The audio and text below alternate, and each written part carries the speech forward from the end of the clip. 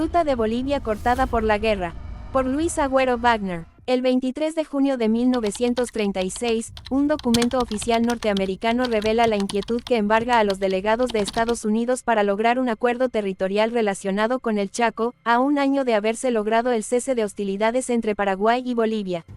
El delegado estadounidense Sproul Braden escribe en esa fecha al secretario de Estado desde Buenos Aires, expresando su preocupación porque el canciller paraguayo Juan Stefanich ya se ha negado a ceder el control de la carretera de Villamontes a Santa Cruz.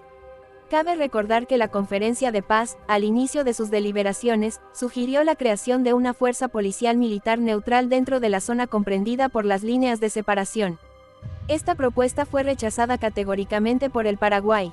Hasta donde sabemos, el nuevo régimen paraguayo rechazará con la misma firmeza dicha medida. Se iniciarán conversaciones sobre este tema con la delegación paraguaya próximamente, antes de que la conferencia les entregue el pago de repatriación de 2.400.000 pesos.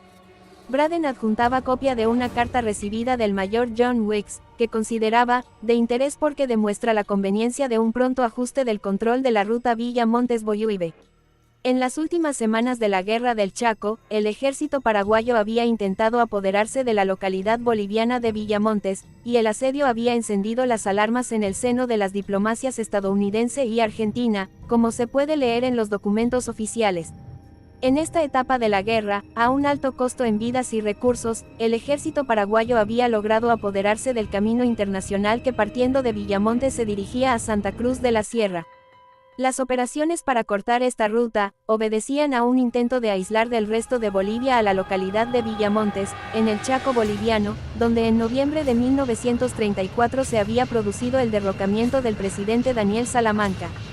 El 7 de abril de 1935, la diplomacia estadounidense había alertado a Washington sobre la conveniencia de apresurar las tratativas para lograr la paz, formando un grupo en vista de la reunión de la Liga del 1 de mayo. Se justificaba la urgencia, para evitar las complicaciones que podrían surgir si Paraguay se apoderara de Villamontes y de los pozos petrolíferos del país vecino. Una semana antes, desde Asunción, el ministro de Estados Unidos en la capital paraguaya había informado al Departamento de Estado de su conversación con Stefanich, ministro de Relaciones Exteriores y ministro interino de Guerra y Marina.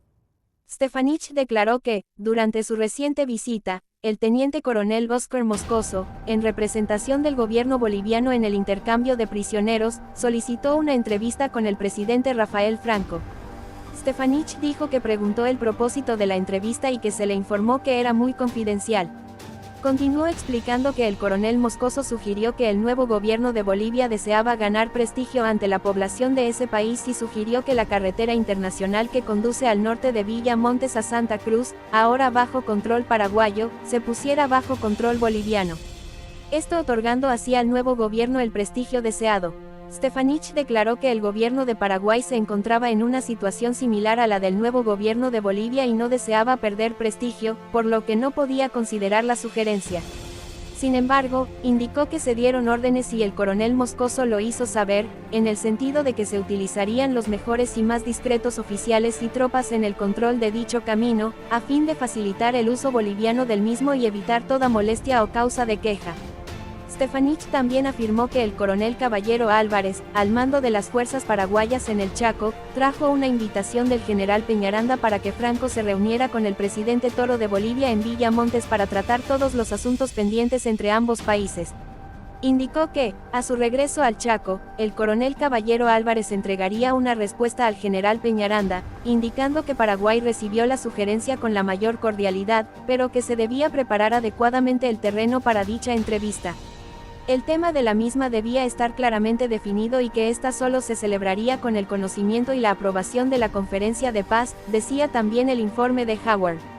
Coincidían por esas fechas en los gobiernos de Bolivia y Paraguay, dos connotados protagonistas de la contienda del Chaco y exponentes de un embrionario nacionalismo revolucionario en sus respectivos países, David Toro y Rafael Franco. Ambos cerrarían muy pronto sus respectivos ciclos en el poder político, barridos por las mismas fuerzas y los intereses extranjeros a la región que los había llevado a enfrentarse en las ardientes arenas del Chaco.